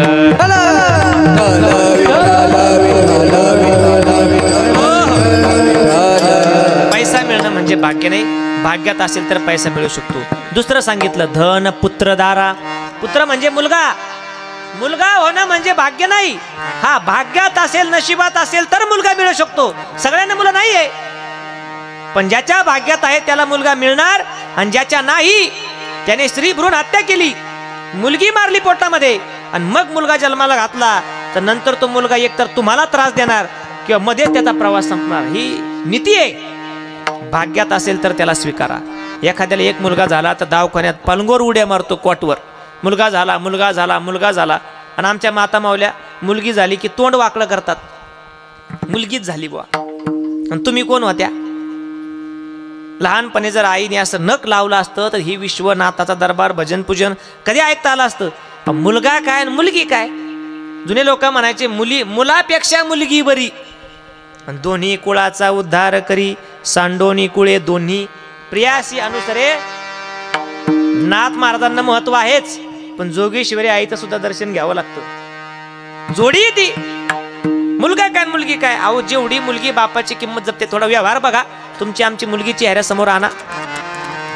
जेवढी मुलगी बापाची किंमत जपते तेवढा मुलगा जपत. निकाल लागला एक मेला आमच्या घरात. आमची पुतणी आली पळत, रडतच आली, हातात निकाल होता. म्हणलं नक्की नापास झालेली दिसते. म्हणलं काय झालं? इकडे बघा, निकाल होता. मग रडायला काय झालं? निकाल लागला. किती पडले? 97. किती? 97. मग रडायला काय झालं? काका मी एवढा अभ्यास केला की मला 99 ची अपेक्षा होती. अगं 99 हे पडले ते भरपूर झाले. 99 तुला माहिती का किती आहे? 3 पोरं पास होते त्याच्यात. काठावर जा चहा कर. तेवढ्यात पुतण्या पळत आला. एका हातात निकाल येत, एका हातात पेड्याचा बॉक्स. मी विचारणार काय झालं? एवढा माणूस तर पळत आला, कड्यावर बसला. एक पेडा नरड्यात कोंबला माझ्या. पेडा खाल्ला. काय निकाल लागला का? हो. किती पडले? 35. असा उचलला ना असा दणकन खाली आदळला. तो म्हणला का आदळलं? म्हणलं 35% वाला हेच बक्षीस आहे. मुलगा काय मुलगी काय? अहो मुलगी चांगली असते, पण ज्याला मुलगा मिळतो तो म्हणतो भाग्यानं मिळाला बाबा. मुलगा होणं म्हणजे भाग्य नाही. भाग्यात असेल तर मिळू शकतो. भाग्य तरी नोहे धन पुत्र आणि दारा. दारा म्हणजे काय? दारा म्हणजे बायको. संस्कृत मध्ये बायकोला दारा म्हणतात, अर्धांगिनी म्हणतात. बायको मिळणं म्हणजे आज आपण भाग्य समजतो, पण तुकोबारांनी त्या काळात सांगितले हे भाग्य नाही आहे, हे तुमचं भाग्यहीनपणाचं लक्षण आहे. बायको मिळणं म्हणजे महाराज माफ करा भाऊ, 21व्या शतकातून हात जोडतो आम्ही तुम्हाला. का आज आम्हाला म्हणावं लागेल बायको मिळणं भाग्य आहे का? मिळतच नाही. ज्यांना मिळाले ते भाग्यवान. काही काहींचे ठरून जमलेले मोडले का ते डबडं दिल्या जातं. आणि सगळ्यांची गुणदोष घालतात. मग पदरात पडलेली माता माऊली ती बाहेर निघते. अहो काळ बदललाय. जुन्या काळात बळच मुली दिल्या जात होत्या. बळच म्हणावं लागत होतं. काय आमची ताई आमची दिदी पदरात घ्यावा. पाटील जमीन लोक पाहून, झाडं वगैरे पाहून, पेरूचे चिंचेचे झाडं पाहून, जमीन जुमला पाहून मुली दिल्या जात होत्या. बळच एवढी मुलगी पदरात घ्यावा आमची. पण आता म्हणावं लागतं आमचा एवढा दगडू पदरात घ्यावा. 42 वर्षाचा दगडू राहतो. पण हे सगळ्याच्या बाबतीत नाही बरं का. हे फक्त शेतकऱ्याच्या बाबतीत घडते. नोकरदाराचे लग्न होतात, पाणीपुरीचा गाडा आहे तरी लग्न होते. मग शेतकऱ्यावर का आलं? शेतकऱ्याने ज्या काळात जमीन जतन करायची होती ती माय आपली ती जपली नाही, ती विकली. या भूमीवर राहणारी दुसरी माय म्हणजे गावरान गाय दूध द्यायची बंद झाली. गाय भाकड झाली तर भाकड गाय 1,500 करता कसायला कापायला दिली. ती गाय म्हणते तुमच्या मुलाबाळाचं पोट मी भरलं, मला कापायला देता. माझा लेकरू म्हणजे छोटा झालेला गोरा बैल, घरात मोठा बैल होता म्हणून तो छोटा गोरा कापायला दिला. 2,000 मिळाले. पण ते सगळं पाप शेतकऱ्याच्या पुढच्या पिढीच्या माथ्यावर पडलंय. म्हणून 2 हाताचे 4 हात होत नाही. पण जिथं आज तरुण मुलं 100-50 लिटर दूध घालतात आणि जमीन स्वतःची माय म्हणून कसतात, त्यांच्या लग्नाला प्रॉब्लेम येत नाही. आता काही काही भागात असं झालंय म्हणजे मुलगी भेटणं म्हणजे लॉटरीपेक्षा भयंकर गोष्टी. एकाने 40 पोरी पाहिल्या तरी नाही म्हणतो. त्याचा बाप रडला चोपदाराजवळ. एका अहो म्हणले चोपदार भाकर करता येत नाही माझ्या बायकोला, एवढी थरथर कापते ती, आणि याने कधी लग्न करायचं? एखादी लंगडी पांगळ्याच्या गळ्यात घाला. ते म्हणले आता एक मुलगी पाहिली आणि त्याला सांगितलं तिथं जाऊन फक्त एवढं म्हणायचं मला तुमचे भांडे कुंडे नको, काही नको, फक्त मुलगी माझ्या पदरात द्या, मला तुमची मुलगी पसंत आहे. गेले पाहायला. ते म्हणले मुलगी मला पसंत आहे. मुलीचा बाप ढसा ढसा रडायला लागला. काय जावं काही हुंडा बिंडा? ते म्हणले हुंडा नको मामा, फक्त पोरगी द्या मला. तो बाप रडायला लागला. एवढा उधार जावं मिळालं, मुलगी न बघता सांगतोय मुलगी द्या. घरात किचनमध्ये गेला आणि बायकोला म्हणलं बघ काय उधार जावं मिळाला. कोणता? तो बघ म्हणले तो लाल खुर्चीवर बसलेला. ती म्हणली ह्यो अजे बाद देणार नाही म्हणले, विहिरीत टाकून देईन मुलगी, गळा कापीन पण याच्या पदरात देणार नाही. म्हणले का? 20 वर्षापूर्वी हा मलाच पाहायला आला होता म्हणले. आणि अशा काळात महाराजांना हातच जोडावं लागतील. महाराज बायको मिळणं म्हणजे भाग्य. महाराज सांगतात भाग्य सोड, हे परमार्थातले वैरी आपले धनदारा सुतनारी, हे तो भक्तीचे वैरी. मग महाराज भाग्य भाग्य भाग्य काय आहे? तुकोबरा म्हणतात मी कधी प्रपंचात भाग्य शोधण्याचा प्रयत्न केला. तुकोबरांची सावकारकी सगळ्याला जग जाहीर आहे. आम्ही जेवढं पुण्यापासून लांब राहतो, आळंदी देऊपासून लांब राहतो, तेवढं तुम्ही राहात. 1-1.5-2 तासात तुम्ही आळंदी देऊला जातात. अख्खं पुणे तुकोबरांच्या सासूरवाडीची जहागिरी. 1,500 एकर ऊस सासऱ्याचा. आणि तुकोबरा सावकार वजन होतं, पण तुकोबरांनी त्याच्यात कधी भाग्य शोधलं नाही. घराचा सगळा त्याग करून, कर्जाच्या वह्या बुडून, मुलं बाळ बायका कर्जात मेल्या.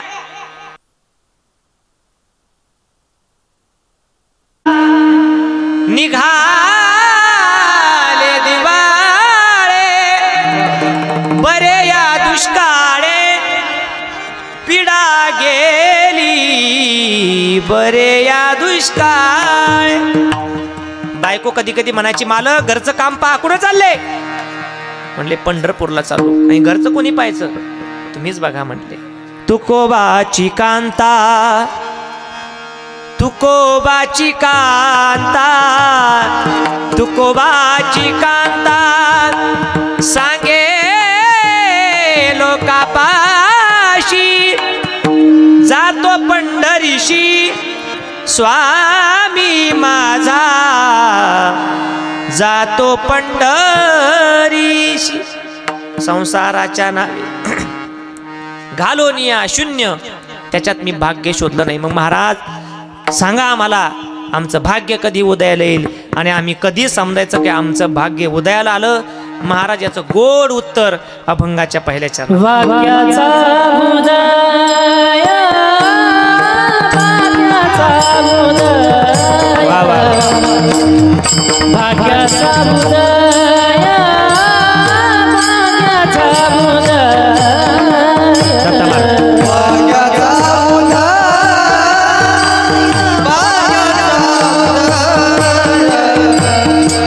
भाग्याचा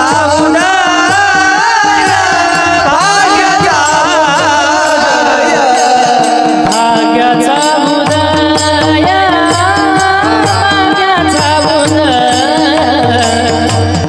भाग्याचा उदय,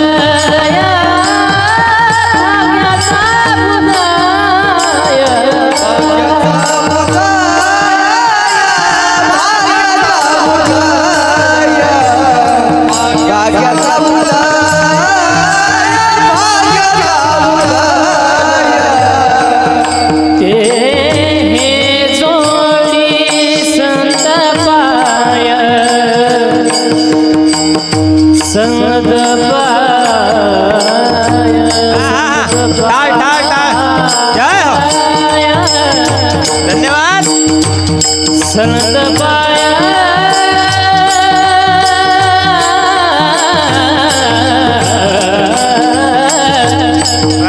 संत पाया,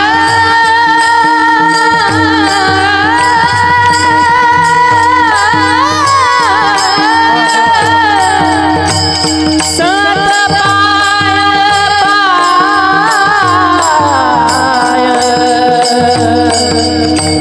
ते जोडी, संत पाया ते दोरी या प्रभुवा, हे दोरी या प्रभुवा.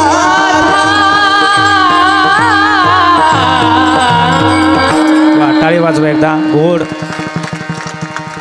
भाग्याचा उदय, कशात भाग्य?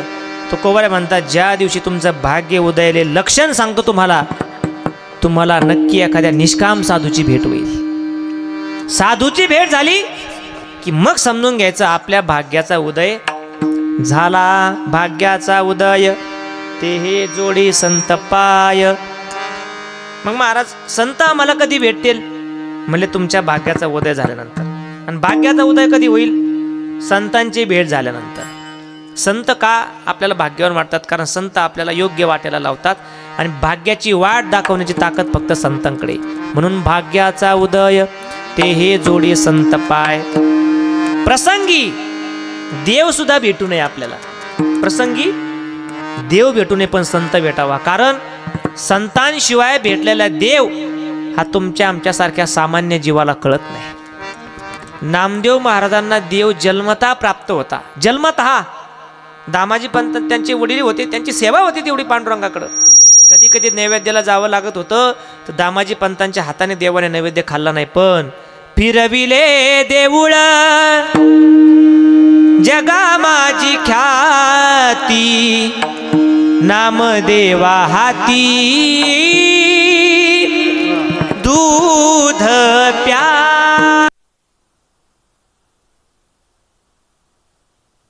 चरात देवी प्रत्येकाच्या हृदयात सर्वा घटी राम.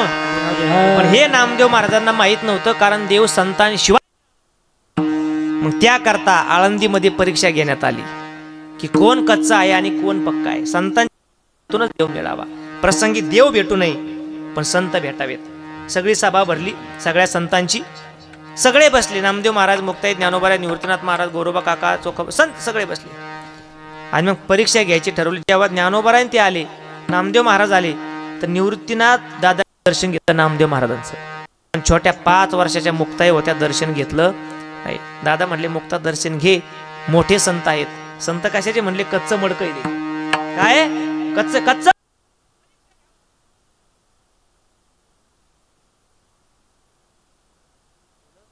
मडकं तपासायचं म्हणून गोरोबा की ज्यांच्या चिखलात जगाचा मालक नाचत होता. अधिकार मातीत होते, जातीत कधी जात नव्हते. गोरोबा काका कुंभार होते पण देवाचे कुंभार होते.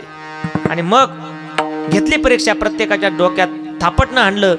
निवृत्तीनाथ दादाच्या डोक्यात थापटणं आणलं. तेची थापटणे निवृत्तीनाथा डेरा झाला निका ब्रह्मरूप. म्हणलं हे पक्क नाही, हे अति पक्क मडके, हे ब्रह्माचा अवतार आहे. सोपान काका, ज्ञानोबा सगळ्यांना मुक्ताईच्या डोक्यात आणलं.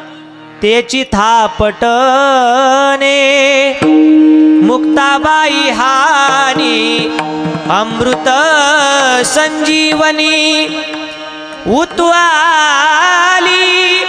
अमृत संजीवनी उतवाली. अमृत अमृत बाहेर पडलं 5 वर्षाच्या मुलीच्या डोक्यातून. पक्क आहे. पुढे आले नामदेव महाराज. बाबा पगडी काढा. गोरोबा काकाने टचकन डोक्यात हाणलं. टेंगुळ आलं, पळायला लागले नामदेव महाराज. आणि मग गोरोबा काका म्हणले तुम्ही म्हणले होते हे मडकं कच्च आहे. गोरा म्हणे कोरा राही लागे बाये. कोराचे म्हणले अजून. मग यांना भाजण्याकरता कुठं पाठवा? देवाकडे नका पाठवू, संतांकडे पाठवा. कोणत्या? विसोबा खेंतरकडे. मग परळी वैजनाथला पाठवलं. मुक्ताईने बोध खेचराशी केला, तेने नाम याला. नामदेव महाराजांचे गुरु झाले विसोबा खेचर. आणि मग कळायला लागले की देव जना जना चरा चरात काना कानात आहे. म्हणून प्रसंगी भाग्याचा उदय झालाच तर देव भेटू नये, संत भेटावे. कारण देव कधी तुम्हाला भेटेल पण संत ओळखण्याकरता ती ताकद असावी लागते. आताही आपल्यामध्ये संत देव बसलेले आहे तिथं, पण ओळखतात का आपल्याला? आपल्याला हा रावसाहेब, तो शामराव, हा सदानंद, तो दगडू, आपण त्यांची नावं घेतो पण देव कळत नाही. अहो ही लहान मुलं टाळ वाजवतात, लहान मुलं बसले सगळे बघा, जांभळी देते ती मुलगी. पण लहान मुलं देवा घरची फुलं, लहान मुले देवा घरची फुले आणि सगळी मोठाली मुले निळू फुले. लहान मुलात देव बघा. पण संत ओळखण्याची संत ओळखता आले पाहिजे. शेजारी बसलेला माणूस ओळखत नाही आपल्याला. आपण 2 महिन्याने म्हणतो अहो 2 तास होता माझ्या बरोबर एसटीत पण मला कळाला नाही हो. माणूस ओळखत नाही. 2 माणसं एसटी मध्ये बसले. एक मुंबईचा साहेब आणि एक गावाकडचा फाटक्या कपड्यातला वारकरी शेतकरी माणूस. साहेबांनी विषय काढला, बाबा कुठे चालले? मुंबईला चाललो साहेब. मुंबईला राहता का? नाही नाही. मग मुलगा राहतो, भेटायला चाललोय. साहेब तुम्ही? मी मुंबईचा आहे, पाहुण्याला भेटायला पळव्याला आलो होत म्हणले. बरं बरं बरं बरं. मग यांना वाटलं वेळ कसा जाईल म्हणून गप्पा काढल्या साहेबानं. बाबा तुम्हाला गाणं म्हणता येतं का? सरदार पलीकडचे गाणं म्हणता येतं का? बाबा म्हणले माफ करा भाऊ, मला गाणं येत नाही. मग काय येतं तुम्हाला? मला काकडा येतो, मला भैरवनाथ महाराजांचं अष्टक येतं, मला हनुमान चालीसा येते, मला आरती येते, म्हणू का? साहेब म्हणले असं काही म्हणू नका. मग बाबा तुम्हाला पत्ता खेळता येतो का? पत्ते खेळता येतात का? साहेब माफ करा बाबा, मला पत्ते नाही खेळता येत. तुम्हाला तुमच्या बापाने पत्ता नाही शिकवला? नाही शिकवला. मग काय शिकवलं? मला हरिपाठ शिकवला, मला शेती करायची शिकवली. का विचारता साहेब? म्हणले अहो वेळ जाईन आपला तेवढाच गप्पामध्ये. मग बाबाने त्यांना विचारलं, साहेब जाऊ द्या मला नाही येत गाणं, पण तुम्हाला गाणं येतं का? साहेब म्हणले 100 गाणे एका वेळेस म्हणू शकतो मी. 100 गाणे येतात. बरं तुम्हाला हरिपाठ येतो का साहेब? नाही हो मला हरिपाठ नाही येत. तुमच्या बापाने हरिपाठ नाही शिकवलं तुम्हाला? नाही शिकवला. पत्ते खेळता येतात का तुम्हाला? साहेब म्हणले हो चांगले पत्ते खेळता येतात. रम्मी पे आ जाओ ना महाराज. बर साहेब हरिपाठ नाही येत? नाही येत. पत्ते खेळता येतात? येतात. हरिपाठ येतो का? नाही येत म्हणले. पत्ते खेळता येतात? हो. कोणी शिकवले? म्हणले माझ्या बापाने, माझ्या वडिलांनी, माझ्या पप्पाने शिकवले. फार नालायक होतो तुमचा बाप, तुम्हाला हरिपाठ नाही शिकवलं पण पत्ते शिकवले. शेतकरी माणसं भस्कन बोलतात काही. पण साहेब म्हणले एक काम करा, आपला वेळ जाण्याकरता आपण थोडंसं काहीतरी खेळू. काय? तुम्ही मला एक प्रश्न विचारा, मी तुम्हाला एक प्रश्न विचारतो. मला जर उत्तर आलं नाही तर मी तुम्हाला 100 रुपये देईल, आणि तुम्हाला जर बाबा उत्तर आलं नाही तर तुम्ही मला 100 रुपये द्यायचे. बाबा म्हणले मान्य. पण साहेब माझी एक अट आहे. तुम्ही गरीब, तुम्ही श्रीमंत, मी गरीब. तुम्ही रोज मुंबईला जाता, मी पहिल्यांदा चाललोय. आणि तुम्ही सुशिक्षित आहात, मी अडाणी, म्हणून मला सवलत द्या. काय? मला जर उत्तर आलं नाही तर मी गरीब म्हणून काय करा, मी तुम्हाला 10 रुपये देईल, आणि तुम्ही मला 100 द्या, कारण मी गरीब आहे. साहेब म्हणले जाऊ द्या पैशाचं काय, पण तेवढंच ज्ञानात भर पडेल. मग म्हाताऱ्याचे कपडे पाहून, फाटके कपडे पाहून, भरलेले कपडे पाहून त्या साहेबाने शेतकऱ्याला पहिला मान दिला. विचारा बाबा प्रश्न. आता हे बाबा त्याच्या बापाचा 13वा खाऊन आलते. बाबा म्हणले माझा प्रश्न तुम्हाला असा आहे, 20 पंखाचा, 10 डोळ्याचा आणि 3 चोचेचा पक्षी कोणता? साहेबांनी एसी मध्ये टोपी काढली आणि घाम पुसला. कुठल्याच पुस्तकात नाही, पर्यावरणात नाही, भूगोल, इतिहास, अटलांटिक महासागर, कुठल्याच कोपऱ्यात हा पक्षी सापडत नाही. साहेब म्हणले बाबा थोडं वॉशरूमला जाऊन येऊ का? ते वॉशरूमला गेले आणि मग त्यांनी फोन काढला. सगळ्या पाहुण्या रावळाला विचारलं असा पक्षी नाही म्हणले. मग त्यांनी शेवटी फोनलाच विचारलं, ॲपल 16 प्रो हे सिरी, ओके गुगल.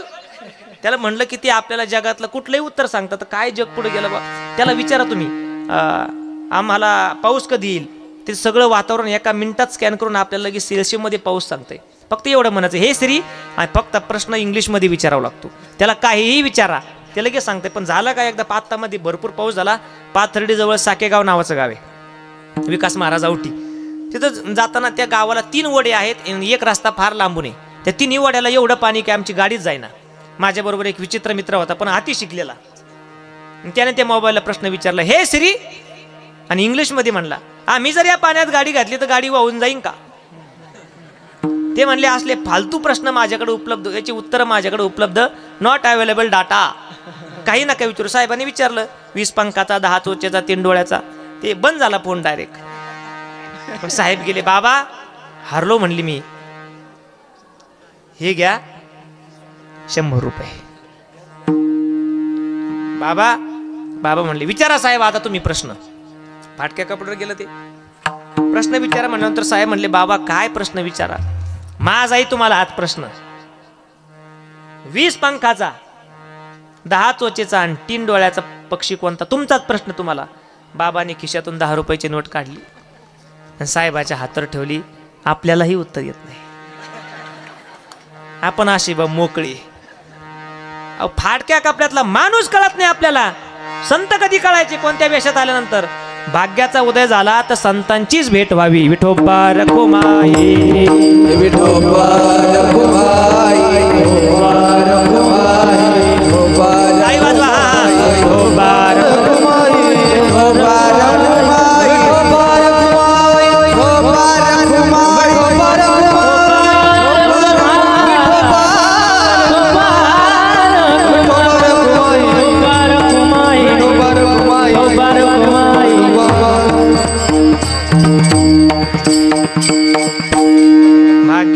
उदय ते हे जोडी संत पाय. झाला आपल्या भाग्याचा उदय. पण कधी झाला महाराज? भाग्य उदयाला येण्याकरता काय करावं लागतं? त्याच्याकरता सुद्धा काही नियम आहेत. उदयाला येतं पण त्याच्याकरता आपल्यालाही काहीतरी करावं लागत असेल. शास्त्रकार सांगतं काय करायचं यापेक्षा काय नाही करायचं हे लक्षात ठेवा. काही चुकीच्या लोकांच्या संगतीमध्ये जर आपण गेलो तर आपलं दारात आलेलं भाग्य नाराज होऊन मागं जातं. कितीतरी माणसं आपण म्हणतो हातात आलं होतं तोंडाजवळच निसटून गेलं. का? भाग्यात कपाळात नव्हतं. 500-500 एकरावाली माणसं तुम्ही पाहिलेत, 500 एकरावाली, पण आज 10 आणि 5 एकरावाले का नव्हतं त्यांच्या भाग्यात. मग ते टिकण्याकरता काय करावं लागतं? तर ते टिकण्याकरता 4-5 लोकांचं ऐकायचंच नाही. कोणाचं? देवद्वेषी, मिथ्याभाषी, निराधारो, नुनानुभव, हा ज्याच्या बोलण्याला कुठला आधार नाही त्याचं ऐकू नका. जो खोटं बोलतो, खोटं दाखवतो, मिथ्या दाखवतो त्याचं ऐकू नका. देवाला नाव ठेवणारा, देवाचा द्वेष करणारा त्याचं ऐकू नका. प्रसंगी त्याच्यापासून दूर जा. देवाचा द्वेष करणारा बाप होता जन्मदाता हिरण्यकश्यपू, पण प्रल्हादानं बापाचा त्याग केला. प्रल्हादे जनक बिभीषणे बंधू. बिभीषणानं रावणाला सांगितलं सोडून द्या सीतेला, आपल्या कुळाला कलंक लावेल, पण नाही सोडलं. बिभीषणानं लंका सोडली. आणि भरतानं आपल्या आईला सांगितलं कैकेयीला, मा तुझ्या या चुकीच्या वागण्यामुळे आपल्या परंपरेला कलंक लागतोय, ज्या परंपरेला कधीच कलंक लागला नाही. आणि शब्दाकरता जीव देणारे आपण माणसं आहोत. रघुकुल रीती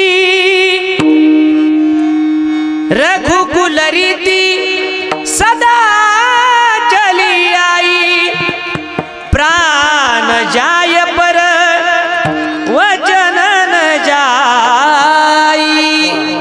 सोडून द्या सीतेला. नाही ऐकलं रावणानं. बिभीषणानं लंका सोडली आणि भरतानं आईचा त्याग केला. अयोध्या सोडून टाकली. देवाचा द्वेष करणारे सोडा. दुसरा वर्ग खोटं. आपण किती खोटं वागलो म्हणजे खऱ्याच्या दिशेने जाऊ? अजिबात नाही. तुम्ही सांगितलं अमोल भोने आणि ट्रस्टीनी फोन केला, काय महाराज अमुक तारखेला आमच्या गावात कीर्तनाला या. आता मी बलेनो गाडी घेऊन आलो, पण मी जर जत्रातल्या 2-3 एसट्या घेतल्या असत्या फायबरच्या खोट्या जत्रातल्या गाड्या घेऊन मी तुमच्यापर्यंत आलो असतो का? खोटं कधी आपल्याला खऱ्या भाग्यापर्यंत पोहोचू शकत नाही. खोटं खोटंच असतं. लटक आहे. खोट्याला कितीही साथ चढवा, खोटं कधीच खरं होत नाही. बाजारातलं किती किलो सोनं घेतलं म्हणजे तुमच्या ग्रॅम भराची तयारी होईल? अजिबात नाही. एका मुलाचं लग्न जमलं योगायोगानं. मुलाच्या बापाने अट घातली मुलीच्या बापाला. हे बघा खोटं कसं असतं बघा. हे बघा रामभाऊ, आमच्या मुलाला हुंडा नको, तुमचे भांडे कोणी नको, फक्त पोरगी द्या. पण लग्नाच्या दिवशी वरात थाटा माटात निघली पाहिजे. आणि आमच्या नवरदेवाला बसायला घोडा पाहिजे. 5 घोडे आमच्या गावात, 1 घोडा तुम्हाला देऊ, 1 मागं ठेवू. ठरला करार. रात्री 12 वाजेपर्यंत घोडं पाहिलं पण एकही घोडं मिळालं नाही. का? सगळे घोडे बुकिंग झालेले होते. 4-5 लग्न होते. मुलीचा बाप रडायला लागला. कुठून तरी बातमी त्या नवरदेवाच्या बापाकडे गेली, घोडं शिल्लक नाही म्हणले. तो परत रात्री 12 वाजता आला. रामभाऊ तुमची कवडी नको, पण आमच्या या घोड्याला बसायला, आमच्या या नवरदेवाला बसायला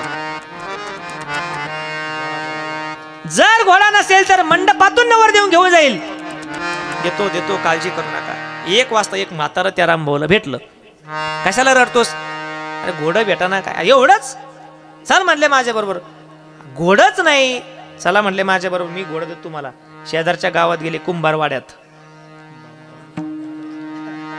कुंभारवाड्यातून एक असं काय असतं तिथं तगडं ताजं तवानं गाढव पाहिलं.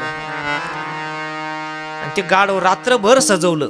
त्याच्या अंगावर झालरी टाकल्या, कपडे टाकले, रंगीत वस्त्र, त्याच्या सगळ्या अंगाला गोंडे बांधले, पायापासून तर पोटापर्यंत बाशिंग बांधले, गुडघ्याला सुद्धा उतावळा नवरा. एवढं सजवलं. त्याचे फक्त डोळेच उघडे ठेवले, एवढेच. आणि निघाली ना वरात दुसऱ्या दिवशी. पाहता काय वरात निघाली. आणि त्या मुलाकडचं एक म्हातारं त्या वरातीत मागं चालत होतं. ते म्हणले हे घोडं जरा वेगळं चालत बुवा. घोडं काय असं चालत नाही, पण हे जरा वेगळं चालत, पण विचारावं कसं, अपमान होईल. ते म्हणले वरात इकडून नाही, पाईपलाईन खांदलेली आहे, त्या रस्त्याने वरात घ्या. योगायोगानं त्या रस्त्याला त्या गावातला कुंभारवाडा होता. आता कुत्र्याजवळ गेलं भोकणारच आहे. वरात निघाली. गाढव जेव्हा कुंभारवाड्याजवळ गेलं तर गाढवाने अशा त्या डोळ्यातून तिरकी नजर करून पाहिलं. म्हणले हा परिसर जरा ओळखीचा वाटतोय. झेंडा, सप्त्याचा मंडप हे सगळं. आणि मग त्याने चांगलं लक्ष दिलं तर त्याच्या लक्षात आलं ही तर आपली सासूरवाडी म्हणले. त्याची बायको योगायोगानं भाऊबीजला आली. 8-10 दिवस झाले न्यायला कोणी आलं नाही म्हणून माहेरीच होती. मग तो म्हणला परत तिला न्यायला यायचंय, याच्यापेक्षा आलाच कुंभारवाडा तर विचारून घेऊ तिला येते का माझ्या बरोबर. आणि त्या गाढवानं मोठ्यानं आरुळी ठोकली आणि सगळ्या गावात भांड फुटलं. हे घोडं नाही हे काय आहे. अहो किती त्याला खोटं, किती खोटं त्याचं ससाच चढवा. पण तो कोबराय म्हणतात गाढव शृंगारीले कोडे काही केल्यानो हे घोडे. अहो खोटं खोटं आहे. खोटं कधी खऱ्या अंतकरणापर्यंत पोहोचू शकत नाही. एकाचा बाप मेला, बाप मेल्यानंतर एवढा पैसा कमवला होता पण कधी 4 लोकात जाऊन नाही बसले का. 500ची नोट सुट्टी करावी लागेल. काय करावं काय करावं. माणूस मेला पण बाप मेला, रडायला माणूस नाही तिथं. सुनबाई एवढी शिकलेली केली होती त्याने की अति शिकल्यामुळं तिलाही रडता येईना. जास्त शिकलं की रडता येत नाही. काय करावं. त्याने गावात एका मुकादमाला फोन केला. मुकादम आमचे वडील वारले. हो कळालं येतो म्हणले भजने वगैरे घेऊन. नाही नाही भजने नंतर आणा, एक 10-12 बायांची टोळी द्या म्हणले मला. खोटं कधी खऱ्यापर्यंत जाऊ शकत नाही. ते म्हणले कशाला टोळी, कापूस वेचायचा का. नाही म्हणले आमचे वडील वारलेत, रडायला पाहिजे. रडायला हो पहिल्यांदाच पाहिलं. पैसे भरपूर आहे पण माणसं नाही आमच्याकडे. तेवढ्या 10-12 महिला पाठवून द्या. मोठमोठ्या आवाजाच्या पाठा, काळी 2 पांढरी 4, 7-8 महिला पाठवल्या. आणि त्यांच्यात एक त्यांची बॉस मुकादम पुढं. आणि प्रेताजवळ आले, बसली, हळूहळू पाहुणे यायला सुरुवात झाली दत्ता महाराज. पण रडूच याय ना, गेलेल्या विषयी प्रेमच नाही ना. त्या मागच्या एका मावशीनं त्या पुढच्या मुकादम मावशीला असं डवचलं. करणं सुरू. ती म्हणे बाई सुरू करते पण हा मेला का डोळे झाकून झोपला का मारलं का फाशी दिली याचा इतिहास, भूगोल, नागरिक शास्त्र, नाव काहीतरी माहित पाहिजे ना. रडताना नाव घ्यावं लागतं. पण आता कसं रडायचं बाई म्हणले. त्यांचा करार झाला, पैसे वगैरे काही देणार नाही आम्ही तुम्हाला. रडायला आले म्हणून आम्ही तुम्हाला पैसे नाही पण 30 किलो तुरी देऊन टाकू. तुरीला भाव होता. 30 किलो तुरीवर रडायचे कोणाच्या प्रेतावर. असाच कोणतरी माणूस मेला. तिच्या डोळ्यात पाणीच येणार, तिला तुरीच दिसायच्या पुढं. ती म्हणली रड बाई आता तुरी करतात तरी रड. आणि मग तिनं रडायला सुरुवात केली. आता मला काही तसं रडता येत नाही आणि चॅनल समोर तर अजिबात रडता येत नाही मला. पण तिनं रडायला दादा बरे होते ना, काका बरे होते ना, सूनलाही शिकलेली केली पण तिलाही रडता येणार. जाऊ द्या काका जगाचं कल्याण करून मेले पण आम्हाला 30 किलो तुरी देऊन गेले. आणि डोळ्यात पाण्याचा थेंब नाही. थेंब खोटं आहे ते. मोले घातले रडाया नाही आसवारी माया, नाही आसवारी माया, नाही आसवारी माया. मोले घातले रडाया नाही आसवारी माया, नाही आसवारी माया, नाही आसवारी माया. खोटं खोटं असतं. खोट्याच्या नादी लागू नका नाही तर दारात आलेलं खरं भाग्य मागं जाईल. आणि ज्याला अनुभव नाही, कवडीचा अनुभव नाही त्याचंही ऐकू नका. ज्याच्या बोलण्याला कशाचाच आधार नाही. मी इथं आलो, एवढ्या लांबून आलो, माझी जात तुम्हाला माहिती आहे नाही, माझं नाव पूर्ण माहीत नाही, मी किती शिकलो माहीत नाही, पण बोलायला मी तुकाराम महाराजांचा अभंग घेतला हा माझ्या बोलण्याचा आधार आहे. म्हणून तुम्ही 2 तास इथं बसली. नंतर तुम्ही बसणार, हा माझा आधार आहे. एखाद्याने गाणं घेतलं तर म्हणून तुम्ही त्याचं ऐकणार आहे का. आपल्या बोलण्याला आधार असावा. नाही तर आधारा वाचून काय सांगशील कहाणी, पोपट पंची कामाची नाही. सत्यनारायणाची पोथी झाली. इकडे होतात का सत्यनारायण. सत्यनारायणाची पोथी झाली. ब्राह्मण काका म्हणले पुंडलिक वरदा हरी विठ्ठल. घरचे यजमान आले, हो काका थांबा, पोथी थांबवता येत नाही म्हणले. का. अहो झाली माझी पोथी, पुंडलिक वरदा केलं मी. नाही जमत म्हणले, शिरा व्हायचा राहिला तेवढा. आता आपला स्वयंपाक तयार आहे, मी 2 मिनिटात थांबतो. तुमची कुजबूज मला जाणवते पण चला. शिरा व्हायचा राहिला, पोथी वाढावं लागेल. काका म्हणले संपली पोथी, आता पुढं काय सांगू. अहो तुमचं रोजच आहे, वाढा 5-10 मिनिटं. काकाने सगळी पानं उचकली. शेवट एकच पान राहिलं होतं, पूजेचा विधी, पूजा कशी करावी. मग काका म्हणले आता याच्यातच 5-10 मिनिटं आपण काढून. काका म्हणले ऐका श्रोत्यांनो, आत्ताच आपण सत्यनारायणची पोथी ऐकली, आता आपण पूजेचा विधी ऐकू. ऐका पूजा कशी करावी. मांडी घालून बसावं, तांब्याचा तांब्या धुवून घ्यावा, मुठभर तांदूळ जमिनीवर घालावे, त्याच्यावर तांब्याचा तांब्या पाण्यानं भरून ठेवावा, त्याला 5 ठिकाणी कुंकू लावावं, नंतर नारळ घ्यावं. नारळ घेऊन काय करावं? काहीही करू नये. 10 मिनिटं घ्यायची ना आता. मग काय करावं? त्याच्यावर नारळ ठेवावं, पण नारळ ठेवण्याच्या आधी त्याच्यामध्ये पानं ठेवावे. कशाचे पानं ठेवावे? कशाचीही पानं ठेवू नये, नाही तर काहीही होईल. देवा पानं कोणते ठेवायची? यजमान ऐका, तेच सांगतो. भरपूर पानं असतात, चिंचेचे पानं असतात, लिंबाचे पानं असतात, केळीचे पानं असतात, गांज्याचेही पानच असतात, नागिनीचे पान. आहो ठेवायचं कोणतं एवढं सांगा आम्हाला. ते बाकीच्यांना काय माहिती शिरा राहायला.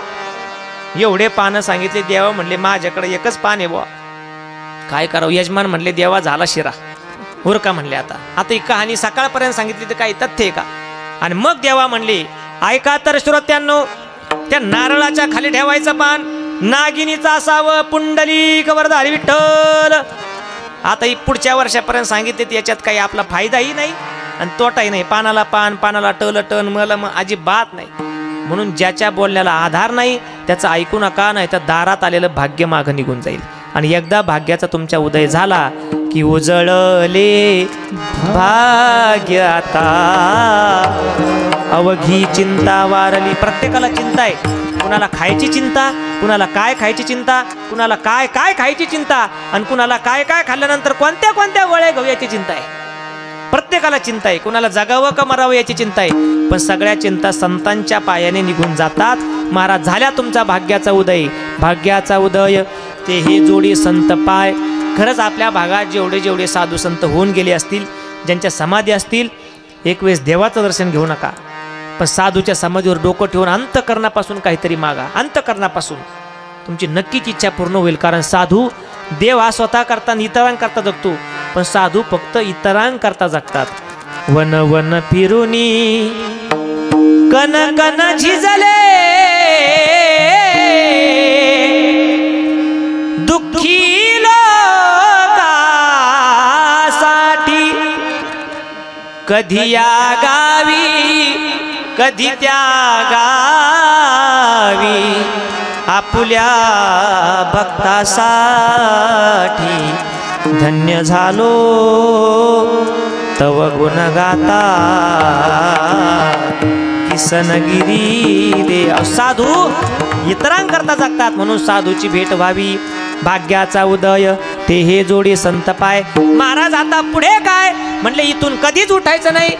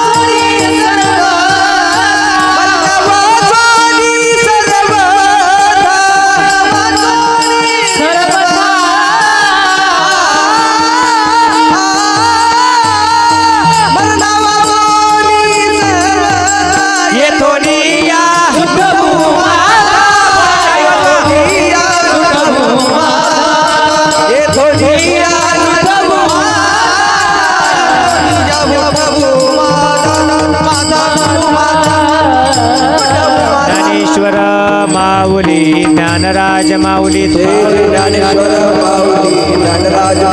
ज्ञानेश्वर माऊली, ज्ञानराज माऊली.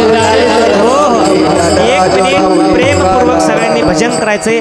आपली सेवा संपली. 1 मिनिट सर्वांनी प्रेमपूर्वक भजन करायचंय. ओम नमो सद्गुरु जय जय किसनगिरी बाबा. ओम नमो सद्गुरु जय जय किसनगिरी बाबा. ओम नमो सद्गुरु हे बरे खाली बस. बोला फक्त पुढं म्हणायचंय. चराचर प्रतिपालका, राही मातेच्या बालका, ब्रह्मांड चालका, सद्गुरु राया नमो नमो. सद्गुरु राया नमो नमो.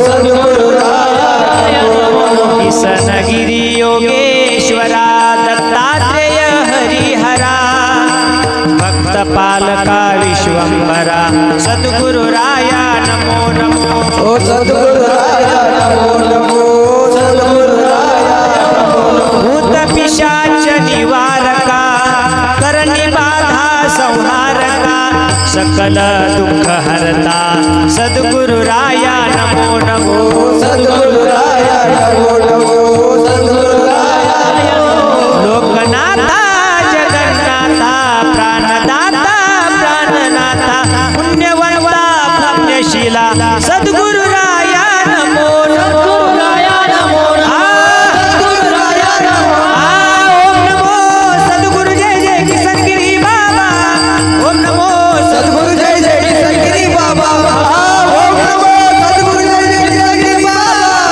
ओम नमो सद्गुरु जय जय किशनगिरी बाबा